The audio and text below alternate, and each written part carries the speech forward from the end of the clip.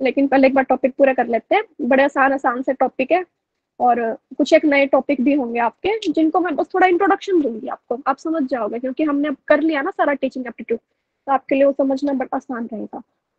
मैं अपनी screen share कर रही हूँ। स्क्रीन शेयर करने से पहले आप मेरे को बताना कि, हाँ, स्क्रीन शेयर करने के बाद मेरे को आप बताना कि हाँ स्क्रीन सही से दिखाई दे रही है कि नहीं दिखाई दे रही है आप लोगों को। ठीक है, तो फिर मेरे को अभी बोल के बताओ, शुरू करें हम टॉपिक को। Yes ma'am. Yes ma'am. हाँ, जाना नहीं है आज, थोड़ा सा लेट हो सकता है, सिर्फ बन के रहना है ना। वह मर्जी भी है यार, तुम जा भी सकते हो। अब जिसको जाना होगा मैं उसको फोर्स नहीं कर सकती ना, बस मैं बोल सकती हूँ। हाँ जी, पहले थोड़ा सा सुनना आप मेरे को, ठीक है। चॉइस बेस्ड क्रेडिट सिस्टम, ठीक है। ये क्या था हमारा जो MHRD था ना, ministry of human resource development, जिसका नाम क्या रख दिया अब, MHRD का नाम चेंज करके क्या रखा हुआ है, बताओ कोई मेरे को, अभी नया नाम क्या है इसी का। MHRD का मतलब है मानव मिनिस्ट्री विकास ऑफ, क्या है, मानव मानव विकास ministry of human resource department है ना मैम? हाँ, ministry of human resource development. अच्छा, डेवलपमेंट, ठीक है। हाँ, तो अब इसका नया नाम क्या है। नहीं, नहीं पता इसका मुझे। इसका अब इसका ना नाम चेंज कर दिया है, इसका है मिनिस्ट्री ऑफ एजुकेशन। मैम कब से वही। हुआ ये चेंज? क्या क्या, कब से हुआ मैम ये चेंज? ये 2015 के बाद हुआ है शायद, कंफर्म नहीं है, लेकिन हाँ 2015 मैम, के बाद हुआ है ये। 16 में ये हुआ अभी शायद, मैं, ब्रिजेश कुमार की रिपोर्ट थी ना, शायद 16 में हुआ है। ब्रिजेश हाँ कुमार की जी, रिपोर्ट के अनुसार ऐसा लगता है। हाँ मैम, धर्मेंद्र प्रधान जब से मिनिस्टर बना उसके पहले ही जस्ट हुआ था। हाँ जी, ठीक है। तो एक मिनट में फिर भी कंफर्म कर लेती हूँ आप लोगों के लिए।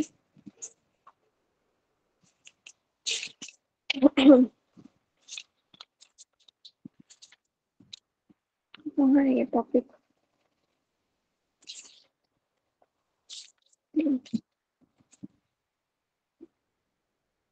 डेट तो नहीं दे रखी है, 2015 के बाद ही हुआ है, ठीक है।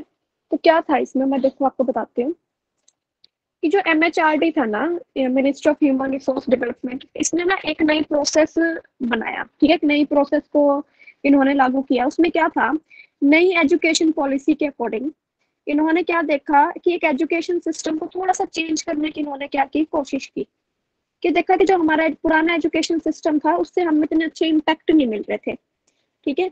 तो उसको थोड़ा और एनहेंस करने के लिए एक न्यू एजुकेशन पॉलिसी लेके आए, और जिसके अंदर उन्होंने क्या रखा कि उन्होंने इन चीजों पे काम किया कि हम एक तो इक्विटी देंगे, इक्वल रखेंगे हर किसी को, हर बच्चा हमारे लिए इक्वल होगा, ठीक है। हम अकेडमिक लेवल पे अच्छा काम करेंगे, अकेडमिक लेवल पे हम अपने आप को बहुत अच्छे तरीके से, हायर एजुकेशन में ज्यादातर काम कहाँ इन्होंने किया, हायर एजुकेशन में अपना ज्यादा काम किया, ठीक है। इन्होंने अपने कुछ टीचिंग पेडागोजी को चेंज किया, अपने एग्जामिनेशन सिस्टम को थोड़ा चेंज किया, एजुकेशन सिस्टम को चेंज किया, ठीक है, थोड़ी फ्रीडम दी बच्चों को, थोड़ा टीचर सेंटर से किस में कन्वर्ट किया इन्होंने, स्टूडेंट सेंटर में कन्वर्ट करने की सोचा। तो इसके लिए एक सिस्टम बनाया जिसको बोलते हैं चॉइस बेस्ड क्रेडिट सिस्टम। क्या बोलते हैं, चॉइस बेस्ड क्रेडिट सिस्टम। अब इसके अंदर इन्होंने क्या किया कि बच्चों को सिर्फ एक लिमिटेड एरिया नहीं दिया, लिमिटेड एरिया तक नहीं रखा उन्होंने, उसका एरिया बढ़ा दिया, ठीक है। बच्चों को ज्यादा फ्लेक्सिबिलिटी प्रोवाइड करवाई, और इस तरीके से प्रोवाइड करवाई कि उनका ओवरऑल डेवलपमेंट हो जाए, ठीक है, डेवलपमेंट की तरफ ध्यान दिया, और ज्यादातर हुआ ये हायर एजुकेशन के अंदर, ठीक है। तो अब हम इसके ना एडवांटेज से आपको समझ आ जाएगा कि इसके अंदर क्या चीजें बताई गई थी। देखो, एडवांटेज में क्या था कि यहाँ पे इन्होंने किस चीज पे फोकस किया, टीचर सेंटर से कहाँ पे ट्रांसफर कर दिया इन्होंने, स्टूडेंट सेंटर एजुकेशन करती। पहले जो हमारा टीचर था वो ही फोकस, मेन फोकस टीचर पे ही होता था, लेकिन स्टूडेंट पे कम ध्यान दिया जाता था। अब टीचर की बजाय स्टूडेंट का कर दे कि स्टूडेंट की ज्यादा चलेगी, और टीचर को स्टूडेंट के अकॉर्डिंग एडजस्ट करना पड़ता है। पहले तो स्टूडेंट टीचर के अकॉर्डिंग एडजस्ट करते थे, लेकिन अब थोड़ा सा स्टूडेंट को ज्यादा प्रेफरेंस दी जाती है। Student may undertake many credits as they can cope with without repeating all course in a given। अब देखो इसमें पता क्या है, अब पहले बात ध्यान दो, पहले क्या होता था कि अगर आप किसी एक सब्जेक्ट में फेल हो जाते हो, ठीक है, तो आप मतलब आपका वो ईयर एक तरीके से खराब हो जाता था। लेकिन अब क्या हुआ है कि अगर आप किसी एक सब्जेक्ट में फेल हो या दो में, तो आपका वो साल नहीं खराब होता, आपको सिर्फ उसी जिस सब्जेक्ट में आप फेल हो ना उसी का एग्जाम देना होता है। ठीक है, गिवन सेमेस्टर इफ आपको एक अगला सेमेस्टर मिल जाता है। मान लो अगर आपकी सेकंड सेमेस्टर में री आई है तो आपके पास थर्ड सेमेस्टर है, और थर्ड सेमेस्टर में आप सेकंड सेमेस्टर का एग्जाम दे सकते हो। तो इससे आपका क्या नहीं होगा, मतलब वो सेकंड थर्ड तो चल ही रहा है, और सेकंड अगर थर्ड के आपके 4 पेपर थे और एक सेकंड सेमेस्टर वाले पेपर में आपकी री आ गई, तब 5 पेपर दोगे। और इससे अगर आपने पेपर क्लियर कर दिया तो इससे आपका साल नहीं खराब हुआ ना, सिस्टम तो आपका वही चल रहा है, सेकंड से थर्ड, थर्ड से फोर्थ। बात यहाँ पे आती है बस, जब आप सिक्स फाइनल सेमेस्टर में, जो ग्रेजुएशन में या पोस्ट ग्रेजुएशन में फाइनल सेमेस्टर में अगर आपकी री आ जाती है, तो उसके बाद हो सकता है कि आपका साल खराब हो गया, क्योंकि उसके बाद आपको पेपर कब दोगे आप, जब आपके फर्स्ट ईयर वालों के होंगे ना, फर्स्ट ईयर वालों के जब पेपर होंगे उन्हीं के साथ आप अपने पेपर दोगे। ठीक है, तो इस तरीके से होता है। तो इन्होंने थोड़ी सी फ्लेक्सिबिलिटी दी बच्चों को कि उनका साल ना खराब हो। ठीक है, वो इजिली अपने पेपर को कर पाए, पूरा का पूरा कोर्स उनका अफेक्ट ना हो इस चीज से। ठीक है, उन्होंने रखा CBSE law student to choose the intradisciplinary course. ठीक है, देखो इंटर मतलब होता है कि जो पर्सन टू पर्सन, ठीक है, एक से मतलब दो तीन लोगों के साथ होते हैं। इंट्रा होता है अपने आप से, आप सोशल कोई अपने सोसाइटी के अकॉर्डिंग कोई टॉपिक लेना चाहते हो, कोई कोर्स करना चाहते हो, या सिर्फ आप अपने डेवलपमेंट के लिए कोई कोर्स करना चाहते हो, तो वो होता है इंट्रा। इंट्रा मतलब आप अपने डिसिप्लिन के लिए। तो यहाँ पे बच्चों को ऑप्शन दिया गया, यहाँ पे आपको पेपर प्रोवाइड करवाए गए कि आप इनमें से कोई भी पेपर चूज कर सकते हो अपने इंटरेस्ट के अकॉर्डिंग, अपने नीड के अकॉर्डिंग, जिस तरीके से। तो यहाँ पे फ्लेक्सिबिलिटी दी गई है बच्चों को, जैसे अभी आगे आएगा आप ध्यान से समझना। देखो फोर्थ क्या है, CBSE make education board based at par with the global standard, one can take credit with the combined unique combination. For example, देखो यहाँ एग्जाम्पल से समझ आ जाएगा। अब आप सबके साथ हुआ होगा ऐसा कि फिजिक्स के साथ इकोनॉमिक्स का टॉपिक ले सकते हो आप, ठीक है, माइक्रो बायोलॉजी के साथ आप केमिस्ट्री ले सकते हो।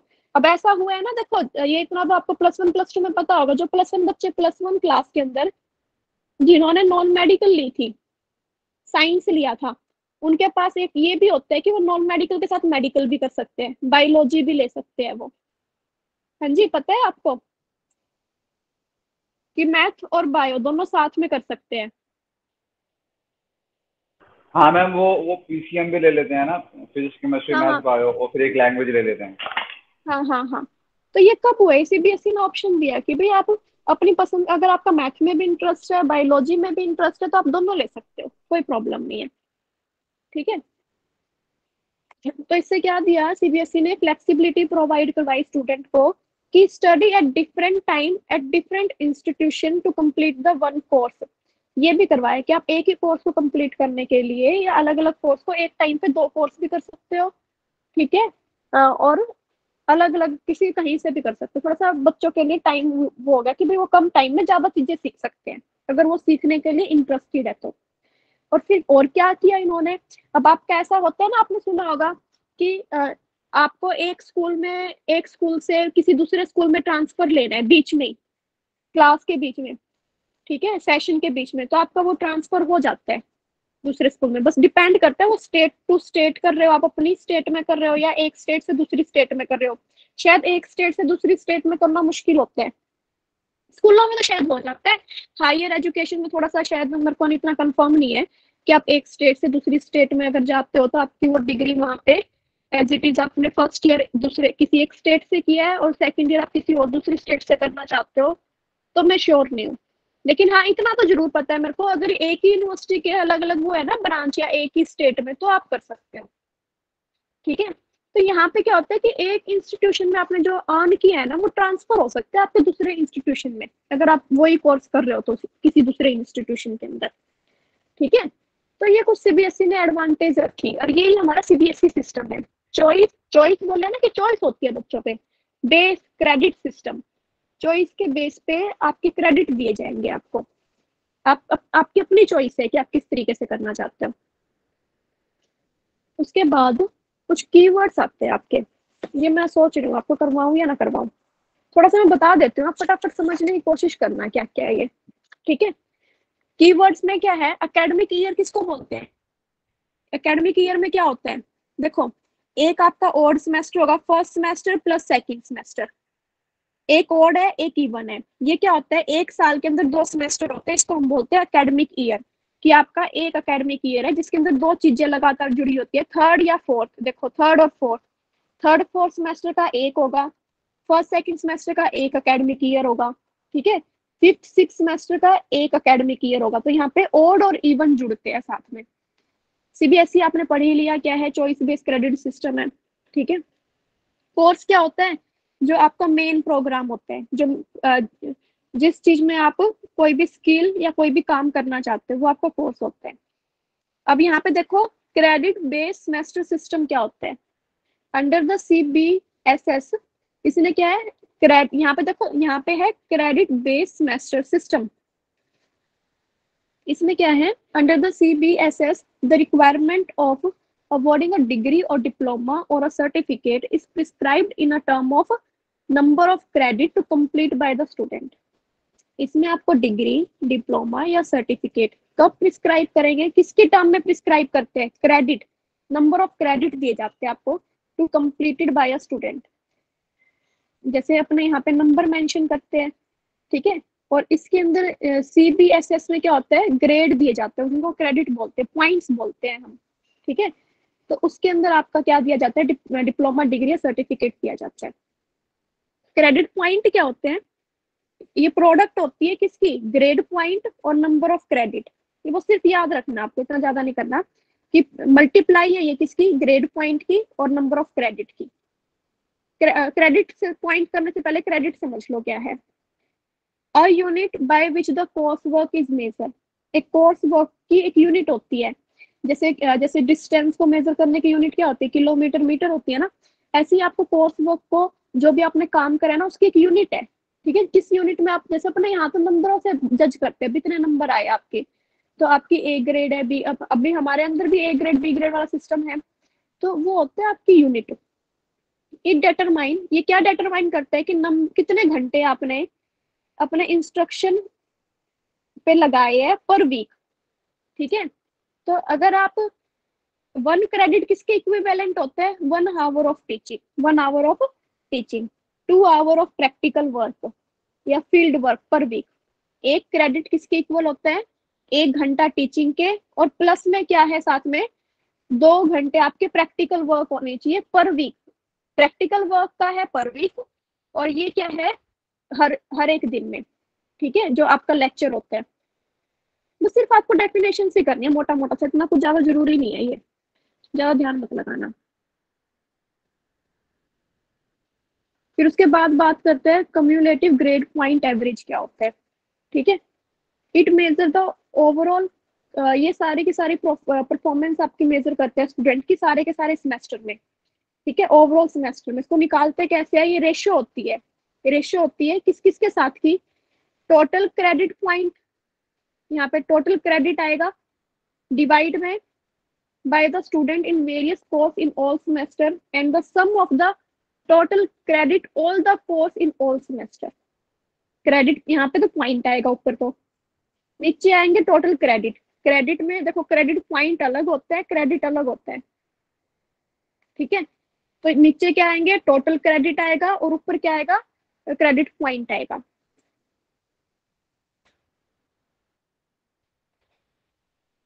ये होता है ग्रेड पॉइंट, ये आपको थोड़ा सा मुश्किल लग रहा होगा, सिर्फ डेफिनेशन, इतना टेक्निकल वर्क नहीं, ज्यादा करने की जरूरत नहीं आपको, बस सिर्फ मोटा मोटा सा ना पढ़ लेना क्या है ये ग्रेड पॉइंट, क्या है, समझ में नहीं आ रहा है मैम, है ना, समझ नहीं आ रहा आपको, कोई एग्जांपल दे दीजिए, क्या क्या, कोई एग्जांपल दे दीजिए।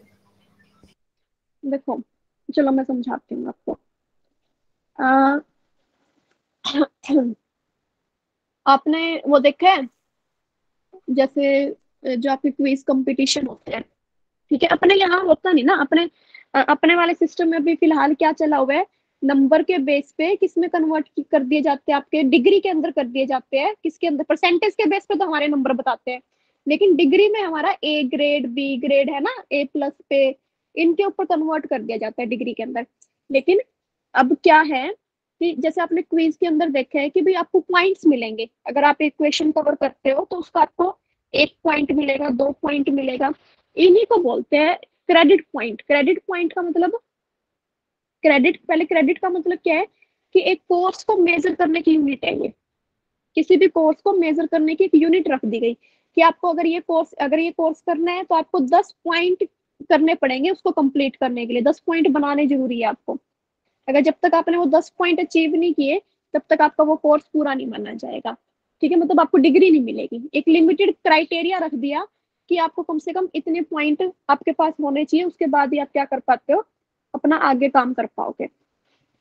ठीक है, तो और उसकी कंडीशन क्या रखी है कि भाई एक क्रेडिट किसके इक्वल होता है, 1 घंटे की पढ़ाई के। 1 घंटा जो आपका लेक्चर रहा है वो अगर आपने मान लो एक कोर्स के आपके 10 लेक्चर थे, ठीक है, 10 में से आपने लगाए 8 लेक्चर, तो आपका एक क्रेडिट किसके इक्वल होगा, 8। तो लेक्चर आपने लगाए, 8 नंबर मिलेंगे आपको। 10 में से 10 लेक्चर लगाने थे तो 10 क्रेडिट पॉइंट थे आपके, आपने 8 लगाए। और उसमें से एक वीक में आपने, 2 वीक थे आपके पास, 2 वीक में आपके 4 घंटे की प्रैक्टिकल क्लास लगी, और उसमें से सिर्फ आपने अटेंड की क्या, एक वाली 2 घंटे की प्रैक्टिकल क्लास अटेंड की। तो यहाँ पे आपके 14 पॉइंट थे और आपने अटेंड करे 10, आपने लिए 10 पॉइंट। तब 10 पॉइंट के बेस पे आपको क्या दिया जाएगा आगे, उसी के अकॉर्डिंग आपकी जजमेंट दी जाएगी। ये ऐसा सिस्टम चलता है। ये मतलब थोड़े से बड़े बड़े स्कूलों में, मेरे को पता नहीं है वैसे कौन से बोर्ड के अंदर ऐसा होता है, लेकिन चलता जरूर है ऐसे। ठीक है, तो कुछ ऐसा होता है, समझ रहे हो। ये अभी हमारे आया नहीं ना कहीं, इसीलिए आपको ऐसा लग रहा है कि भाई हम कैसे सिस्टम पढ़ रहे हैं।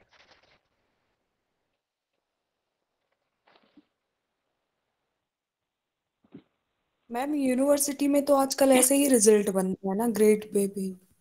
हाँ, सीजीपी यूनिवर्सिटी में अपने वैसे यहाँ यही बनता है, ग्रेड पे बनता है, लेकिन पॉइंट, क्रेडिट पॉइंट में नहीं बनता। हमारे पास अभी ऐसा आया नहीं कि आपको एक कोर्स में इतने क्रेडिट पॉइंट आपको करने हैं, उसके बाद ही आप कर पाओगे।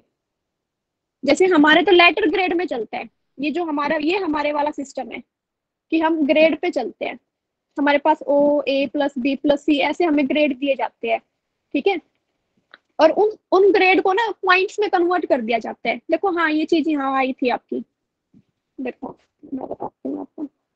ये देखो, ये पॉइंट हो गए आपके, ये लेटर ग्रेड है आपके। हमारे लेटर ग्रेड दिए जाते हैं, अगर लेटर ग्रेड को कन्वर्ट करना हो ग्रेड पॉइंट में तो ये इनके ग्रेड पॉइंट होते हैं। यहाँ से यहाँ इनकी परसेंटेज लाई करती है, हमारे परसेंटेज दी जाती है, फिर उसके क्या बना दिए जाते हैं, ग्रेड बना दिए जाते हैं। ठीक है, और लेकिन अगर ग्रेड को भी पॉइंट में कन्वर्ट करना तो उसका भी क्राइटेरिया रखा गया है कि भाई इस ग्रेड के लिए, इस लेटर ग्रेड का ये ग्रेड पॉइंट होता है कि आपने 4 पॉइंट अचीव करे हैं, 3.7 अचीव करे हैं। ठीक, क्योंकि हम अभी ग्रेड पॉइंट पे काम नहीं करते, हमारी डिग्री ग्रेड पॉइंट पे नहीं आती, हमारी डिग्री आती है लेटर ग्रेड पे। तो एक्सक्यूज मैम, जो हाँ जी, सीजीपी हमारा सीजीपी आता है वो भी तो पॉइंट में आता है। कहाँ पे, मैंने देखा तो नहीं है कौन सी हमारी डिग्री में लिखा हुआ हमारे है क्या। रिजल्ट्स में देखो, हमारे रिजल्ट्स में तो मतलब सीजीपी आ रहा है, जैसे कि 7.8 है या 9.8 यार मैं सीजीपी आता है। हाँ मैम हाँ वो, मेरा भी हाँ टेंथ में हाँ हाँ बोलो। पॉइंट में था। 7th मैम पॉइंट मैंने में है मैंने आपके सीजीपीए। पास एक पेज भेजा है व्हाट्सएप पे, उसमें सारा दिया हुआ है सीजीपी और एक ग्रेड वगैरह सब चीज। मतलब मेरी अच्छा मार्कशीट के अच्छा, पीछे जो पीछे होता है ना बैक साइड में, उसका फोटो है हाँ वो। हाँ हाँ हाँ, शायद फिर मैंने बैक साइड नहीं देखा होगा, ज्यादातर पीछे की तरफ ना वो लाइनें लिखे हुए कोई पढ़ता नहीं बैक है। साइड में लिखा हुआ है सब चीज मैम इसमें। जैसे हम सीजीपीए हाँ में क्या होता है कि जो नंबर होता है ना, जितने आपके पॉइंट आए तो उसे 9.5 से मल्टीप्लाई कर लेते हैं, फिर उसकी ना टोटल हम्म, परसेंटेज निकाल लेते हैं। लेकिन वैसे तो पॉइंट ही दे रखे होते हैं। तो सीजीपीए हमें टेंथ में जो हमें मार्केट में लेना है ना, बड़ी बड़ी पे। हाँ हाँ बस, हाँ ये अरे हाँ मैंने पता है, ये ना पॉइंट्स में दिखती है हमारी डीएमसी के अंदर, है ना, हमारी डिग्री के अंदर कि भाई 89 पॉइंट समथिंग, और फिर हम कई बार उसी को 8.9 वगैरह। परसेंटेज मान लेते हैं। हाँ हाँ, एट देखो, ऐसे कुछ मान लेते हैं, उनको परसेंटेज ले लेते हैं। फिर परसेंटेज निकालने के लिए फिर हमें मल्टीप्लाई करनी पड़ती है। मल्टीप्लाई करना होता है। हाँ हाँ, बिल्कुल बिल्कुल, मैम कुछ ये 7th यही पॉइंट चीज है है। ना सीजीपीए, हाँ 7th हाँ वाला पॉइंट। हाँ हाँ हाँ, बिल्कुल।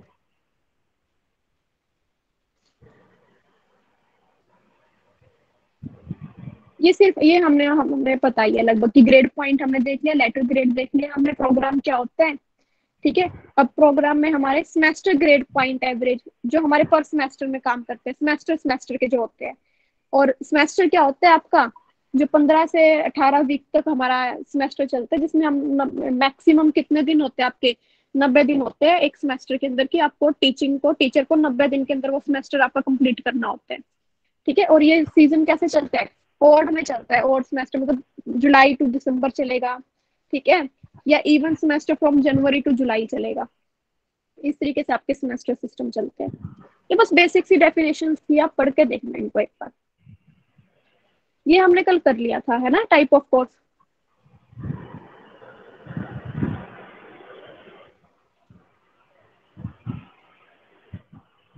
हाँ जी, आवाज आ रही है? टाइप ऑफ कोर्स हमने कर लिया था ना कल।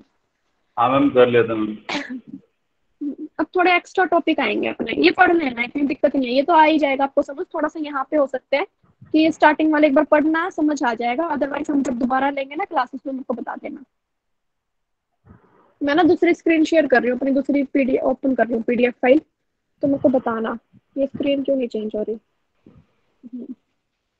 चलो, ये कुछ एक आपके ना अब फिलोसफीज आती है, इनके बारे में हम स्टडी कर लेते हैं एक बार। ठीक है। तो जब भी कोई भी ना जो हमारा फिलोसफर होगा आज तक, हम हमेशा क्या, हम ना 3 क्वेश्चन पूछते हैं कि वाई, क्यों, हाउ, कैसे, व्हाट, क्या।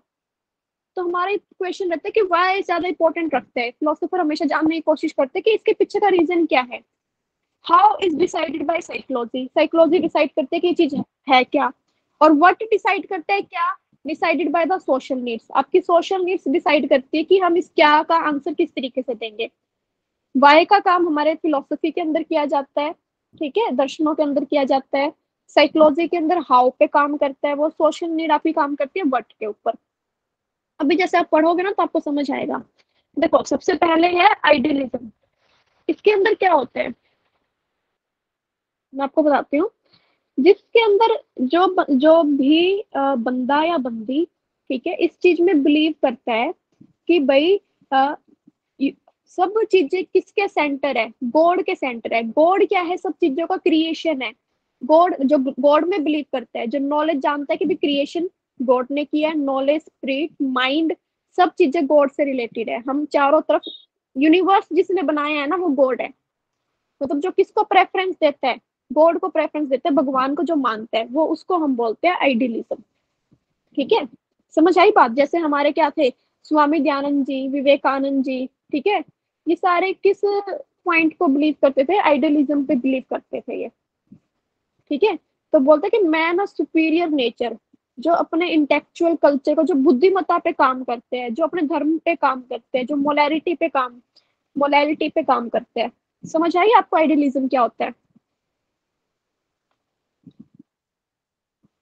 हाँ जी, आवाज आ रही है आप सभी को मेरी? मैम, आइडियलिज्म की जी पहले इतना समझ में आ गई, गॉड सेंटर्ड कॉन्सेप्ट है कि मतलब गॉड से हाँ, रिलेटेड कुछ बस भी। ये ध्यान रखना, आइडियलिज्म किससे रिलेटेड है, गॉड से। ये आपका शॉर्ट ट्रिक हो जाता है कि आइडियलिज्म जहाँ पे गॉड की बात होती है, गॉड को सब चीजों का क्रिएशन माना जाता है, गॉड सेंटर में, भगवान को जो मानते हैं। ठीक है। अब इसका अपोजिट क्या है, नेचुरलिज्म, जो गॉड में विश्वास ना करके क्या बोलता है कि भाई सब चीजें नेचर अपने आप करती है। Human life is a part of nature, और नेचर इतनी सेल्फ सफिशिएंट होती है, उसके अपने नेचुरल मैटर होते हैं, नेचुरल फोर्स होता है। ये सिर्फ बोलती है कि our senses are gateway of knowledge, हमारी सेंसेस हमारे नॉलेज का रास्ता है। नेचर सारी नॉलेज, सोर्स ऑफ नॉलेज है, नेचर के थ्रू ही हमें सारी नॉलेज मिलती है। ये गॉड में विश्वास नहीं करते, ये नेचर में विश्वास करते हैं, तो इसलिए हम बोलते हैं इसको नेचुरलिज्म। समझ आई बात आपको? हाँ जी, जी मैम। Yes ma'am. प्रेगम, इसको क्या प्रोनाउंसिएशन होगी, प्रेगमेटिज्म। pragmatism, हाँ, pragmatism. प्रेगमेटिज्म, ठीक है। ये जो ग्रीक वर्ड है इसका मतलब होता है प्रैक्टिस एंड एक्शन। ठीक है, मतलब ये फोकस रखते हैं आपका एक्टिविटी और डूइंग पे, ये लॉजिक पे विश्वास रखते हैं। ठीक है, देखो, आइडियलिज्म किस पे बिलीव करता था, गॉड पे। ठीक है, नेचुरलिज्म किस पे बिलीव करते हैं, नेचर पे। और ये वाले बिलीव करते हैं एक्टिविटी और डूइंग पे भी, आप करके दिखाओ तब हम कोई चीज मानेंगे। ठीक है, ये एक्सपेरिमेंट पे बिलीव करते हैं, लॉजिक पे जाते हैं कि इसके पीछे का लॉजिक क्या है, साइंटिफिक मेथड्स पे ये काम करते हैं। ठीक है, ये अपने एक्सपीरियंस पे काम करते हैं, फैक्ट के बेस पे करते हैं। ठीक है, जो वट इज यूजफुल इज, इसने बोला है कि देखो यहाँ पे वट एवर इज यूजफुल, जो भी चीज यूजफुल है हमारे लिए वो गुड है, और वट एवर इज गुड, जो भी गुड है वो क्या है, यूजफुल है। ये इस चीज पे काम करते हैं, मतलब ये लॉजिक पे जाते हैं। ठीक है, ये देखना। नेक्स्ट है आपका कंस्ट्रक्टिविज्म। ठीक है, इसमें क्या है, ये क्या बिलीव करते हैं, the learner actively construct knowledge. ये बोलता है कि लर्नर ना अपने आप अपनी नॉलेज को बिल्ड करता है।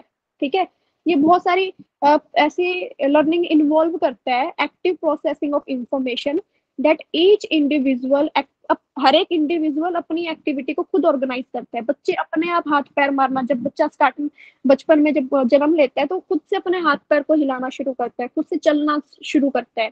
ठीक है, वो अपनी एक्टिविटी को खुद से अरेंज करना शुरू करता है। अगर मान लो किसी के पेरेंट्स नहीं होते, जो बच्चा मान लो पैदा करते ही किसी पेरेंट्स ने अलग कर दिया, या वो समाज में नहीं रहता, चल चीजें तो वो भी करता है, सीखता तो वो भी है कुछ ना कुछ, चलना वो भी सीखता है, हाथ पैर मारना, चाहे उसको अच्छे से खाने का ना पता हो कि किस तरीके से खाया जाता है, अच्छे तरीके का मैनर क्या है, क्योंकि उसने कभी वो देखा नहीं। जैसे आदिवासी में जो रहते हैं, जो आसपास जिनके कोई लोग नहीं होते, तो सीख करते तो वो भी है, वो अपने आप से करते हैं।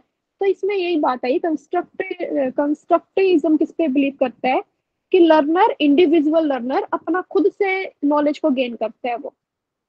ठीक है,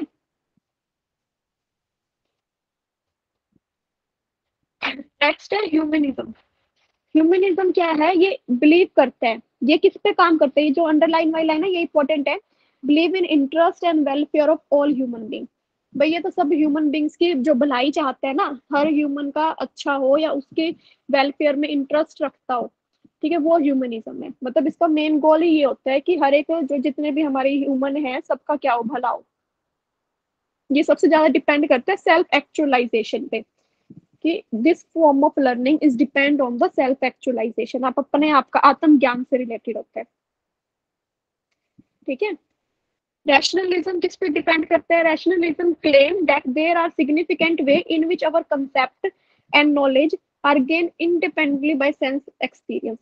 यहाँ पे बहुत सारे ऐसे कंसेप्ट या बहुत सारी ऐसी ज्ञान की चीजें हैं जो आपकी सेंस ना, अपने जो सेंसेस एक्सपीरियंस है अपने आप ले लेती है, हमें स्पेशली सीखना नहीं पड़ता।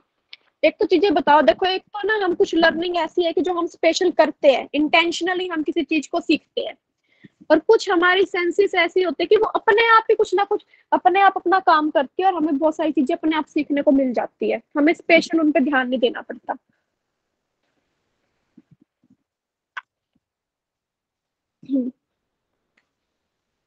इसकी क्या प्रोनाउंसिएशन होगी, इम्पेरिटिस्ट क्या है ये, बताना एक बार।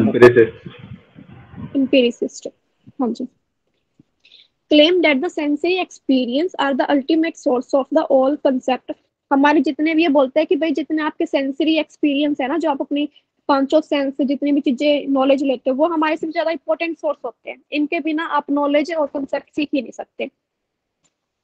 इसने प्रेफरेंस दिया हमारे सेंसेस को कि ये जो एक्सपीरियंस आपको करवाते हैं ये ही अल्टीमेट सोर्स है आपकी नॉलेज के और आपके कंसेप्ट के। ठीक है, नेक्स्ट है एग्जिस्टेंस, क्या बोलते हैं इसको, एग्जिस्टेंशियलिज्म। हाँ, ये बिलीव करते हैं आपकी अपनी इंडिविजुअल एग्जिस्टेंस की। ठीक है, इंडिविजुअल फ्रीडम की, इंडिविजुअल चॉइस की। ठीक है, आपकी अपनी यूनिकनेस की बात करते हैं ये एक फ्रीडम ऑफ चॉइस आपको देते हैं, आप अपने आप में एक ह्यूमन बीइंग हो, आपका अपने ऊपर पूरा राइट है। ठीक है, ये इस चीज पे काम करते हैं, फ्रीडम ऑफ चॉइस पे काम करते हैं। और ये तो हमने अभी किया ही था, हमारी थ्योरीज में भी हमने पढ़ा था बिहेवियरिज्म के बारे में, कि इसमें लर्नर क्या, अब हमने वो थ्योरी नहीं की थी बीएफ स्किनर वाली, जिस कौन सी थ्योरी थी जिसके अंदर आगे आपके पास कोई ना कोई स्टिमुलस होता है, हाँ, जिसके अंदर कोई ना कोई स्टिमुलस होता है आगे। लर्नर यहाँ पे पैसिव काम करते हैं, लर्नर लर्निंग तब करेगा जब आगे क्या होगा, कोई ना कोई स्टिमुलस होगा। हाँ, तो ये वो बिहेवियरिज्म उस चीज पे बात करता है कि it assume that the learner is a passive organism who may be conditioned to learn new behaviour. ठीक है, जिसको कंडीशन किया जाता है, कंडीशन डाली जाती है कि आपको अब नया बिहेवियर सीखना है, प्रेशराइज किया जाता है, कुछ ना कुछ ऐसी कंडीशन लेके आई जाती है कि जिससे वो क्या करते हैं, नई चीजें सीखने के लिए या उसकी लर्निंग होती है। जैसे हमने ये थ्योरीज में पढ़ा था, थ्योरी में मैंने आपको लॉ ऑफ एक्सरसाइज भी बताया था। लॉ ऑफ एक्सरसाइज का मतलब क्या था, बताओ मेरे को फटाफट। हम अभ्यास करने से चीजें आपकी अच्छी हो हाँ, जाती हैं। प्रैक्टिस करने से, जितनी ज्यादा आप प्रैक्टिस करते हो ना, रिपीट करते हो जिन चीजों को, तो वो आपका स्ट्रांग होती है उतनी ज्यादा आपकी लर्निंग। ठीक है, लॉ ऑफ अफेक्ट क्या था? The law of effect is the principle, भाई कितनी बार आप किसी चीज को बार बार कर रहे हो, उसके पीछे पनिशमेंट क्या है, प्लेजर और पेन। ठीक है, इस चीज पे जो काम कर रहा था आपका। फिर फिर आपकी क्या आती है, ग्लेस्ट्रोसाइक्लोसिस आती है। ये क्या बोलता है, इसका तो सिंपल सी, इसके तो नाम से ही आपको ना याद रह जाएगा हमेशा कि whole is greater than the sum of its part. ये बिलीव करता है कि ये यूनिवर्सल ट्रूथ है, ये है भी यूनिवर्सल ट्रूथ कि हमेशा एक तो ये पेज है, और इस पेज में मैंने एक छोटा टुकड़ा निकाल लिया, ये अलग कर लिया मैंने, तो पेज हमेशा बड़ा होगा उसके पार्ट से ना, इससे बड़ा हमेशा पेज होगा। तो whole is greater than the sum of its part, पूरा हमेशा बड़ा होता है उसके पार्ट्स के सम से। जैसे ह्यूमन बॉडी के अंदर सेल कोशिकाएं होती है, उत्तक होते हैं, टिश्यू होते हैं, है ना, ऑर्गन सिस्टम होते हैं। तो ये इसका पार्ट्स है, ये इसके ह्यूमन बॉडी बड़ी है और ये इसके पार्ट्स क्या है, छोटे हैं। इन सबको मिला के हमारा पूरा ह्यूमन बॉडी बनता है। इलेक्ट्रिकल फिलोसफी क्या बोलता है? ये बोलता है nothing but the fusion of knowledge from all source. ये बिलीव करता है कि आपकी नॉलेज ना, सभी फ्यूजन का मतलब होता है जुड़ना, ये 2 3 4 चीजें आपस में जुड़ के एक बन जाती है। तो जो नॉलेज है ना, वो सभी सोर्स से कंबाइन होके होती है। आपने एक चीज से कुछ सीखा, किसी से कुछ सीखा, तो आप ओवरऑल उन सब का क्या हो, एडिशन हो, उन सब नॉलेज आपके अंदर है अलग अलग फील्ड की। ठीक है, तो ये इस फिलोसफी पे काम करते हैं। ये सारे के सारे आइडियाज को, सारे के सारे प्रिंसिपल को क्या कर लेते हैं, कंबाइन कर लेते हैं। ठीक है, ये कुछ आपकी फिलोसफीज थी, इनको समझना, अच्छे से पढ़ के देखना। नेक्स्ट टॉपिक ये है, अभी आजकल फेमस टॉपिक चल रहा है, ये कई बार क्वेश्चन आ जाते हैं इधर से। ध्यान देना, डिफरेंट टाइप ऑफ मेमोरी के अलग अलग टाइप। मैं आपको बिल्कुल ना पॉइंट टू पॉइंट बताऊंगी, क्योंकि हमारे पास 2 3 टॉपिक और हमें अभी करने हैं, ये यहाँ तक हमें करना है। ठीक है, तो इसलिए एक बार फटाफट, चलो ये तो बाद में करवा देते हैं, ये करवा देते हैं पहले जो आसान है। दिखाई दे रहा है आपको? हाँ मैम, दिख रहा है डिसेबिलिटी। हाँ, डिसेबिलिटी। लर्निंग के दौरान ना कुछ, हर एक बच्चे के अंदर कुछ ना कुछ क्या होता है, बचपन से हो सकती है ना, कुछ ना कुछ डिसेबिलिटीज आ जाती है। उन डिसेबिलिटीज के नाम और उस नाम का मतलब पता होना है आपको। सिर्फ ये पूरा पैराग्राफ नहीं आपको पढ़ना, आपको लर्निंग डिसेबिलिटीज के बारे में जानना है कि इसका क्या मतलब है। कई बार क्वेश्चन यहाँ से आ जाते हैं। इसकी प्रोनाउंसिएशन क्या होगी, डायलैक्सिया, डिसलेक्सिया। ये किससे रिलेटेड होता है, इसमें बच्चा अच्छे से रीड नहीं कर पाता, उसको रीड करने की एबिलिटी नहीं होती। ठीक है, इन जैसे मैंने अंडरलाइन कर रखे हैं, impair person to ability to read, वो पढ़ने में सक्षम नहीं होता। ठीक है, वो या तो क्या होता है, तोतला बोलता है। ठीक है, या उसको मतलब वो जोड़ नहीं पाता। जैसे कई बार जो मेंटली बच्चे थोड़े से वीक होते हैं ना, वो अच्छे से स्पेलिंग्स को या उनके प्रोनाउंसिएशन को या बहुत ज्यादा स्पीड में बोल जाते हैं या अटक अटक के बोलते हैं। ठीक है, तो ये यहाँ पे बोलने से नहीं, रीड करने से, किसी चीज को रीड करते हुए, ये रीडिंग से रिलेटेड है। जो पर्सन अच्छे से रीड नहीं कर पाता, मैम लाइक अनेबल टू, मतलब they are unable to join the words while reading, मतलब पढ़ने के टाइम पे सिर्फ जॉइन नहीं कर पाते हैं, हाँ अदरवाइज हाँ, वो ये वाले, समझते हैं, मतलब देखने के टाइम पे समझते हैं। हाँ हाँ हाँ। वो तारे जमीन पर था ना फिल्म, उसमें बताया था। ये चीज। हम्म डिस्ग्राफिया क्या होता है? कि जो रिकॉग्नाइज नहीं कर पाते सर्टेन लेटर्स को, कुछ एक वर्ड्स को ना वो अच्छे से रिकॉग्नाइज करना मतलब क्या होता है, पता लगाना है, रिकॉग्नाइज करना कि भाई मेरे को पता नहीं है ये क्या है ना। जैसे they will write word with wrong spelling, write letter improperly, या तो वो राइट वर्ड तो ठीक होते हैं लेकिन स्पेलिंग गलत कर लेते हैं, ठीक है। रिकॉग्नाइज नहीं कर पाते सर्टेन लेटर्स को टू राइट देन प्रॉपरली, कि उसको किस तरीके से उसको लिखना है। ग्राफिया आ गया ना, ग्राफ से समझ लेना यहाँ पे रिटर्न से रिलेटेड है, लिखने में जिनको दिक्कत आती है, ठीक है, वो उनको वर्ड तो पता होता है सही लेकिन उसकी स्पेलिंग गलत कर देते हैं।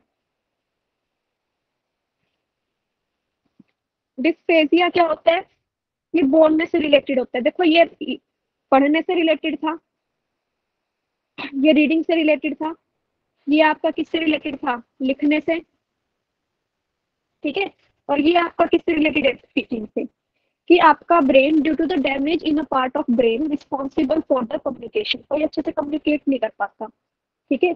और जो डिफिकल्टी होती है ना जिसको बोलने के दौर बोलते हुए, तो उसको हम बोलते हैं डिस्फेजिया। डिसकैलकुलिया, इसके नाम से ही पता है, कैलकुलिया मतलब क्या होता है, कैलकुलेट करना, मैथमेटिक्स।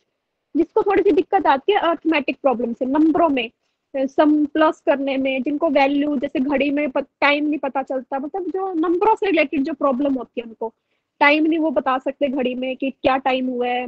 मैथ्स में दिक्कत आती है, लर्निंग में 2+2 भी कंफ्यूज हो जाते हैं कई बार, 2+2 2+4, इतनी छोटी छोटी चीजें भी जिनको दिक्कत दे जाती है, ठीक है।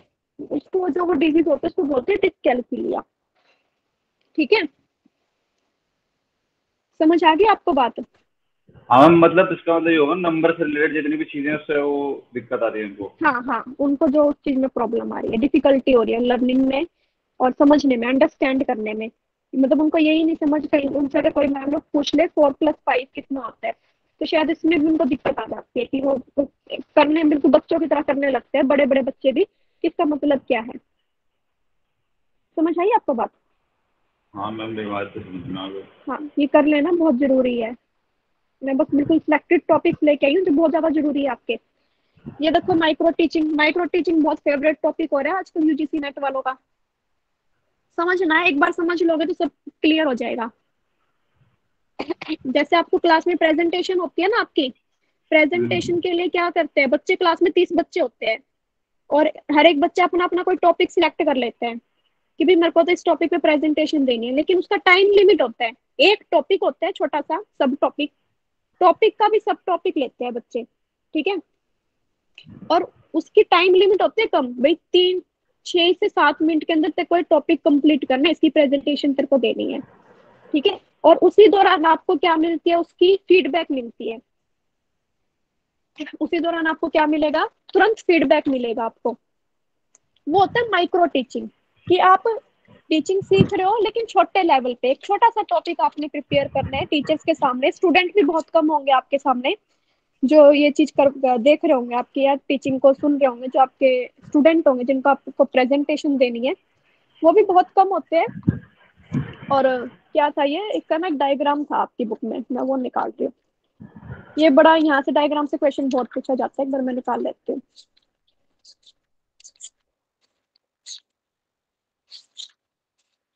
अब ये दिख ही नहीं रहा कहाँ पे, माइक्रो टीचिंग का पता है क्या कहाँ था ये? इतनी लंबी यूनिट है ना ये, खत्म ही नहीं हो रही, इतने सारे पेज है। हाँ मिल गया। देखो तो ध्यान दो, माइक्रो टीचिंग के अंदर क्या होता है, एक छोटा सा टॉपिक लेना होता है आपको, ठीक है। आपकी मेन फोकस होता है कि इसमें आपकी टीचिंग स्किल्स को अच्छा करवाया जाए, ठीक है। टीचिंग टेक्निक्स आपको पता हो, इससे ना आपको थोड़ी ट्रेनिंग मिलती है कि आपको किस तरीके से टेक्निक का यूज करना है, ठीक है। ट्रेनिंग स्किल्स पे ये काम करता है। फीडबैक दिए जाता है, जो भी स्टूडेंट जो वो कर रहे हैं ना, टीचिंग कर रहे हैं, ट्रेनी जो होता है उसको उसकी परफॉर्मेंस का फीडबैक तुरंत दिया जाता है एज इट इज, तभी बता देंगे टीचर कि बच्चा आपने ये ठीक किया, ये गड़बड़ की है। 5 से 10 बच्चे क्या होते हैं क्लास में, इतने छोटे से बच्चा ग्रुप कर दिया जाता है, ठीक है। Effective device to prepare the competence teacher topic, आप अच्छे से टीचिंग एड्स का यूज करते हो, टॉपिक बहुत छोटा होता है, यहाँ पे स्मॉल टॉपिक लिया जाता है, ठीक है। और इमीडिएट नॉलेज ऑफ ये यहाँ पे गड़बड़ हो रखी है, नॉलेज ऑफ रिस्पॉन्स, कुछ ऐसा कुछ आएगा यहाँ पे। तो हाँ, इसमें सबसे immediate पहले आप क्या responses। करते हो, हाँ यहाँ पे आप सबसे पहले क्या करते हो, प्लान करते हो। ये सीरीज याद रखना, माइक्रो टीचिंग की सीरीज क्या है, पहले प्लान आएगा, पी से लिख देती हूँ, प्लान करोगे फिर टीच करोगे। छोटे ग्रुप को याद रखना, माइक्रो टीचिंग में छोटा सा टॉपिक होता है, थोड़े से बच्चों को पढ़ाते हो और टाइम भी बहुत कम होता है, 5 से 6 मिनट का। टीच करा, आपको तुरंत फीडबैक मिलेगी। फीडबैक मिलने के बाद आप दोबारा से रीप्लान करोगे, ठीक है। रीप्लान के बाद आप रीटीच करोगे, रीटीच के बाद आपको फिर दोबारा जब तक आप अपने टॉपिक में परफेक्ट नहीं हो जाते, आपकी ये प्रोसेस चलती रहेगी। फीडबैक मिलेगा और फिर आप क्या करोगे, दोबारा प्लानिंग करोगे। अगर यहाँ पे सही खत्म है तो फिर यहाँ पे खत्म हो जाता है, फिर भी अगर दिक्कत आती है तो फिर दोबारा प्लानिंग करते हो, टीच करते हो, फीडबैक। ये इस तरीके से साइकिल चलता रहता है आपका, ठीक है। समझ आया माइक्रो टीचिंग? मैम ये वाला समझ आया कि पहले प्लान करो, टीच करो, फीडबैक करो, फिर दोबारा रीप्लान, रीटीच, फिर अभी जब फीडबैक। आप और ये मास्टर्स में होंगे ना, कई बच्चे मास्टर्स में टॉपिक आते हैं ऐसे उसका प्रेजेंटेशन का, आप अपना एक टॉपिक सिलेक्ट करोगे छोटा सा, ठीक है। जैसे मान लो कई बच्चों ने यम यम पे लिया, ठीक है, यम यम पे टॉपिक लिया, ये अष्टांग योग के अंदर है, और यम पे लिया सिर्फ एक छोटा सा टॉपिक। 6 मिनट आपको दी जाएंगी और आपको बोला जाएगा कि यम समझाओ आप हमें क्या है। यम समझाते हो आप कुछ एक बच्चों को, और फिर टीचर आपको तुरंत ये बताएगा कि भाई आपने इस चीज को समझाने में, या आप इस तरीके से समझा सकते थे, या आपने बहुत अच्छा किया, या ये गड़बड़ है, ठीक है। फीडबैक आपको तुरंत मिलेगी। उस फीडबैक के अकॉर्डिंग आप दोबारा से प्लान करोगे कि मेरे को ये टॉपिक किस तरीके से करवाना है, फिर दोबारा पढ़ाओगे एंड फिर दोबारा आपको रीफीडबैक मिलेगा, ठीक है। ऐसा होता है। टॉपिक छोटा होता है, बस 10 से 15 बच्चे होते हैं, 5-10 बच्चे होंगे। इमीडिएट फीडबैक आपको मिलती है, टाइम कम होता है, ठीक है। टीचिंग स्किल्स पे फोकस, मेन इसका ऑब्जेक्टिव क्या होता है, मेन ऑब्जेक्टिव यही होता है कि आपको टीचिंग स्किल्स के बारे में पता चले कि किस तरीके से आपको टॉपिक कवर करना है, किसी को समझाना है। आगे बात समझ? Hello, yes ma'am. एक्टिव हो जाओ, कोई और भी बोलो साथ साथ में, मैम फटाफट स्टेप, बोलो। मैम मैक्रो टीचिंग के स्टेप कितने होते हैं? 6। प्लान, पहले प्लानिंग होगी, फिर टीच करोगे आप, फिर फीडबैक मिलेगी, फिर अगर आप वहां पे अगर अच्छे है तो ठीक है, वरना ज्यादातर रीप्लान, फीडबैक के बाद आपको दोबारा प्लान करना होता है, क्योंकि आपकी फीडबैक मिली है ना, उसके अकॉर्डिंग आप देखोगे कि अब मेरे को क्या दोबारा करना है। रीप्लान करोगे, फिर रीटीच करोगे, फिर री फीडबैक मिलेगी। तो ये 6 स्टेप होते हैं इसके। केवीएस मैदान की बुक उठाना, वहां पे माइक्रो टीचिंग का कंसेप्ट बॉक्स में है, वहां से करना है इसको, टॉपिक को आ जाएगा। हम इसमें 6 और 7 में कंफ्यूज थे, इसलिए पूछेंगे। नहीं, 6 होते हैं, 6 होता है, साइकिल में चलते हैं ये प्रोसेस, ये ध्यान रखना, ठीक है। अब देखो, gains 9 level of learning. Learning के जैसे हमने कोग्निटिव अफेक्टिव डोमेन किया था ना ब्लूम्स टैक्सोनॉमी के, ऐसे ये किए साइंटिस्ट थे जिसने लर्निंग को बताया कि इन्होंने अपने नाम दे दिए, बस नाम अलग है, चीजें वही है, ठीक है। इन्होंने 9 तरीके से बताया कि हम 9 तरीके से स्टेप बाय स्टेप चलते हैं। पहले रिसेप्शन में हम पहले क्या करते हैं, अटेंशन गेन करते हैं स्टूडेंट का। क्लास में कोई टीचर आएगा, पहले अटेंशन गेन करेगा, अपनी वॉइस को मॉड्यूलेट करेगा, कभी ज्यादा करेगा, कभी धीरे बोलेगा, कुछ ना कुछ अपने हाउ भाव, हेलो, हाउ आर यू, ऐसे ऐसे कुछ ना कुछ क्वेश्चन बोलेगा, अपना इंट्रोडक्शन देगा, ठीक है। इस तरीके से जो स्टार्टिंग में टीचर इंटरेक्ट करने के लिए करता है। फिर एक्सपेक्टेंसी में क्या होगा, inform them about the objective. वो क्लास को बताएगा कि आप आज हमारा ऑब्जेक्टिव क्या है, हमें क्या करना है, ठीक है, वो उनके इंटरेस्ट के अकॉर्डिंग, ठीक है। रिट्राइवल में क्या है, रिलेट द न्यू इंफॉर्मेशन। पहले वो अपने आप को इंट्रोड्यूस किया, इंटरेक्शन किया, फिर उसने बताया कि आज हम ये पढ़ने वाले हैं। फिर उसने जो उनकी पहली नॉलेज थी बच्चों की, जो उससे पहले टॉपिक किया था, उससे उसने नई इंफॉर्मेशन को जोड़ के बताया, ठीक है। फिर सिलेक्टिव परसेप्शन में अब वो नई नॉलेज बताएगा आपको, आसान तरीके से, इफेक्टिव तरीके से, इजी तरीके से आपको अंडरस्टैंड करवाएगा, जिसमें वो अलग अलग मेथड का यूज कर सकते हैं। किस पे डिपेंड करेंगे वो मेथड, स्टूडेंट के लेवल और नीड पे डिपेंड करेंगे। सोमैटिक एनकोडिंग, फिर वो बच्चों को हेल्प करेगा, हेल्प स्टूडेंट टू लर्न करे, जो उसने सिखा दिया अब वो हेल्प करते हैं कि आपको किस तरीके से याद रखनी है, किस तरीके से न्यू इंफॉर्मेशन को आपको यूज करना है, एग्जाम्पल देगा, केस स्टडी करेगा या कोई स्टोरी टेलिंग करेगा। एग्जाम्पल से भी आपको सिखा सकते हैं कि मैंने ये एग्जाम्पल दिया, इस तरीके से मैंने इसको यूज किया, आप कर सकते हो। किसी की कोई केस स्टडी बता देगा कि एक ये थे, उन्होंने ऐसे ऐसे काम किया इस पे, या कोई स्टोरी सुनाएगा आपको। ठीक है, फिर आते हैं responding. Student can demonstrate what, अब वो स्टूडेंट यहाँ पे करके दिखाता है कि स्टूडेंट ने जो लर्न किया वो आपको डेमोस्ट्रेट करके दिखाएगा। ठीक है, फिर रेनफोर्समेंट, अब फीडबैक दी जाएगी स्टूडेंट को। ठीक है, और उसके हिसाब से वो अपने डाउट को क्लियर करेगा और दोबारा से अपनी इंफॉर्मेशन को रिटेन करेगा, हेल्प करेगा कि क्या कमी रही। ठीक है, बस नाम अलग अलग दिए इन्होंने, चीजें वही है, वही स्टेप बाय स्टेप हम चल रहे हैं। फिर वो अपनी परफॉर्मेंस को पता करेगा टेस्ट के थ्रू, टेस्ट उसने दिया तो उसको पता चलेगा कि वो कितने पानी में है। फिर वो क्या करेगा लास्ट में, जनरलाइजेशन। स्टूडेंट शुड, अब उसने जो भी नई नॉलेज सीख ली, जो कुछ भी सीखा है, अब वो अपनी लाइफ में अप्लाई करना स्टार्ट कर देगा, बड़े लेवल पे अप्लाई करेगा। अब मान लो आज आपने मुझसे टीचिंग एप्टीट्यूड सीख लिया, टेस्ट दे लिया और आपको पता चल गया कि अब मेरे को ये टॉपिक अच्छे से आता है, तो कल को आप भी पढ़ा दोगे टॉपिक, है ना, आप भी इसको यूज करोगे, अपनी लाइफ में यूज कर लोगे, आपको पता चल गया कि इस तरीके से भी टीचिंग की जाती है, ऐसे भी बोला जाता है ना, इस तरीके से करवाऊंगा, ज्यादा इंटरेस्टिंग रहेगा। तो ये चीजें आप सीख सकते हो और आप सीखोगे अपनी, फिर अपनी लाइफ में भी लगाओगे, है ना। चलो अब ये लास्ट ही टॉपिक रह गया हमारा। टाइम क्या हुआ है? मैम 8:31 हो गए। बस ये फटाफट बता देती हूँ आपको, जाना मत। हाँ हाँ जी, डिफरेंट टाइप ऑफ मेमोरी।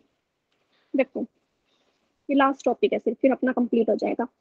एक होते हैं इम्प्लिसिट, एक होता है एक्सप्लिसिट मेमोरी। ठीक है, इम्प्लिसिट और एक्सप्लिसिट मेमोरी के अंदर क्या होता है, देखो ध्यान दो। जो मेमोरी आपके अनकॉन्शियस रिलेशन से जुड़ी होती है, जिसमें आपको ना होश नहीं होता, बुद्धि एक तरीके से आप कॉन्शियस माइंड में नहीं होते, एक्टिव नहीं होते, ठीक है, ध्यान नहीं होता, उस दौरान जो चीजें आपके माइंड में आती है वो होते हैं इम्प्लिसिट मेमोरी। ठीक है, sometime information that unconsciously enter the memory affect thought behaviour even what the event and the memory of event remain unknown. हमें ये भी नहीं पता चलता कि भाई हमने कहाँ से सीख लिया, लेकिन एक बार ये होता है कि हाँ हम तो ये सीख चुके हैं। फॉर एग्जाम्पल, जैसे टीना ना एक वहां पे गई थी होटल में उसके पेरेंट्स के साथ, जब वो 10 साल की थी, तो शी मे नॉट रिमेम्बर, उसको शायद वो याद नहीं था। ठीक है, लेकिन जब वो किसी एक ट्रिप पे गई कुछ टाइम बाद, तो वो शी नो एग्जैक्टली, लेकिन उसको फिर ये पता था कि स्विम कैसे करते हैं, उसको ये याद नहीं था कि उसने स्विमिंग करना कब सीखा। ठीक है, और मतलब उसको एक तरीके से अच्छे तरीके से कॉन्शियस माइंड में नहीं थी वो, जब उसने, क्योंकि 10 साल की थी, नहीं पता था। लेकिन फिर कुछ टाइम बाद जब वो ट्रिप पे गई तो उसने स्विमिंग करना, वो मतलब उसको पता चल गया कि कैसे स्विमिंग करते हैं, एक तरीके से उसको आ गई वो चीज करनी। ठीक है, एक्सप्लिसिट मेमोरी के अंदर क्या होता है, जो आप इंटेंशनली लर्निंग करते हो। ठीक है, अभी आप जो टीचिंग एप्टीट्यूड कर रहे हो ना, ये इंटेंशनली कर रहे हो, तो इसमें आप रिमेम्बर रखोगे, चीजों को याद अच्छे से रहेगी आपको। सोशल सिक्योरिटी नंबर्स के लिए इन्वॉल्व, तो इसमें बस इतना ध्यान रखो कि जिसमें आप इंटेंशनली चीजें गेन करते हो। डिक्लेरेटिव और क्या होता है, क्या बोलते हैं इसको डिक्लेरेटिव के बाद? हम डिक्लेरेटिव और प्रोसीजरल। हाँ ठीक है, प्रोसीजरल देखो ये जो डिक्लेरेटिव मेमोरी है, ये आप किस चीज पे काम करते हो, फैक्चुअल इंफॉर्मेशन को, डेट, वर्ड, फेस, इवेंट, इन सबको याद करते हो। जैसे आपको कोई बोल दे कि कैपिटल ऑफ फ्रांस क्या है, ठीक है, जिनको आपको याद करना पड़ता है। Rule of playing football, football को खेलने के रूल क्या क्या है। ठीक है, ये एक तरीके से किससे रिलेट करती है, आपकी एक्सप्लिट मेमोरी से रिलेट करती है। ठीक है, क्योंकि उसके अंदर भी हम इंटेंशनली याद कर रहे हैं और इसके अंदर भी हम क्या कर रहे हैं, इंटेंशनली चीजों को सीख रहे हैं। लेकिन ये क्या होता है, जो प्रोसीजरल मेमोरी है, it recall how to do things. जैसे आपने एक बार स्विमिंग करनी सीख ली, ठीक है, कार चलाना सीख लिया, फिर आपको बार बार दिमाग नहीं लगाना पड़ता। एक बार आपने कार चलाना सीख लिया ना, बाइक चलाना सीख ली, तो आप चले जाते हो बाइक लेके, आप ये थोड़ा ना याद करते हो कि पहले बाइक में ये करूं फिर ये करूं, वो आपकी हैबिट बन जाती है एक तरीके से। फिर आपको वापस से उस चीज पे ध्यान नहीं रहता आपका, आप क्या पता फोन पे बात करते करते या कहीं ध्यान कहीं हो रहा है, फिर भी आप बाइक चलाए जा रहे हो, क्योंकि आपने वो चीज सीख ली। ये आपका इम्प्लिसिट मेमोरी पे काम करता है। ठीक है, इसमें एक बार जब आप कोई चीज सीख जाते हो तो फिर बाद में उस चीज पे इतना ध्यान नहीं रहता कि इसके स्टेप क्या थे। सीखते टाइम तो हमने बड़े ध्यान से सीखा था, जब सीख लिया तो उसके बाद हम हमारे नेचर के अंदर आ जाती है वो चीज, हम अपने आप कर देते हैं। लास्ट ये है सोमैटिक एंड एपिसोडिक मेमोरी। ठीक है, सोमैटिक मेमोरी किस, ये देखो ये भी इसी के टाइप है, डिक्लेरेटिव मेमोरी के ही टाइप है ये। सोमैटिव तो होता है जो फैक्ट पे हो, जनरली फैक्ट से रिलेटेड हो, ठीक है। और ये होता है अपनी पर्सनल चीजों को जब आप याद, पर्सनल फैक्ट को याद रखते हो। तो जर्नल फैक्ट, नॉर्मल चीजें, जैसे एग्जांपल देती हूँ मैं आपको, capital of France, rule of playing memory, ये सोमैटिक के अंदर आता है। जर्नल चीजें हैं ये, भाई फुटबॉल को कैसे खेलते हैं, फ्रांस का कैपिटल क्या है, या इंडिया का कैपिटल क्या है, या क्रिकेट के क्या रूल है, ये जर्नल बातें हैं। लेकिन अगर आप इस तरीके से याद रखते हो कि remembering what happen in the last game of world series, world series के लास्ट गेम में क्या हुआ था, ये आप अपनी मर्जी से याद कर रहे हो, कोशिश करने की सोच रहे हो कि इस एपिसोड में लास्ट में क्या हुआ था, इस मूवी के लास्ट में क्या था, मेरे को याद नहीं आ रहा है, मैं याद कर रही हूँ। तो वो चीज होती है पर्सनल फैक्ट पे बेस्ड, जो आप अपने पर्सनली आप याद करो। जर्नल नहीं है वो, जर्नल होगा एक जर्नल रूल जो प्लेइंग फुटबॉल, लेकिन उसके अंदर भी आप ये देख रहे हो कि इस टीम के इस मेंबर ने इस मैच के दौरान किस तरीके से छक्के मारे थे, कितने छक्के मारे थे इसने, है ना। तो वो वहां पे आता है एपिसोडिक मेमोरी। बस थोड़ा थोड़ा सा मोटा मोटा सा इनके बारे में पता कर लेना कि क्या होता है, ठीक है। ये आपके थोड़े एक्स्ट्रा टॉपिक थे जो मेरे को ऐसा लगता था कि जरूरी है आपको करवाने। उसके बाद भी एक दो अगर टॉपिक रह जाते हैं तो आप उनको पढ़ने की कोशिश करना। मेरे को ऐसा लगता है कि मैंने टीचिंग एप्टीट्यूड इतना तो करवा दिया कि अगर अब कोई टॉपिक रहेगा तो आप वो इजीली कर पाओगे। डिस्पेसिया, डिसलेक्सिया और एक और क्या था, उसको एक बार और क्लियर कर दीजिए, वो जरूर आएगा क्वेश्चन। कैसे घबरा फिर तो जरूर आएगा। एक बार इसको बता दो। हाँ मैं बताती हूँ, जितना भी मेरे को याद है। कैलकुलिया तो किससे रिलेटेड है, मैथमेटिक्स से, कैलकुलेशन तो मैथमेटिक्स के कैलकुलेटर है ना। ग्राफिया, ग्राफ आ गया, वहां पे रिटर्न से रिलेटेड होगा वो ग्राफ, है ना, जिसको रिटर्न लिखने से रिलेटेड प्रॉब्लम होती है। और क्या क्या थे दो और, डिसलेक्सिया जो सुनने में, डिसलेक्सिया जो उससे प्रॉब्लम थी, नहीं डिलेक्सिया था रीडिंग से रिलेटेड, पढ़ नहीं पाता, पढ़ने में जो दिक्कत आती है। और डिस्फेजिया है स्पीकिंग से रिलेटेड। ये नोट्स में सेंड कर दूंगी आपको, आप तब देख लेना मोटे मोटे से। डिस्फेजिया किससे है, सुनने से, ठीक है। घबराओ मत, टॉपिक आप करोगे ना एक बार दोबारा फिर तो बड़े आसानी से हो जाएगा आपका टीचिंग एप्टीट्यूड।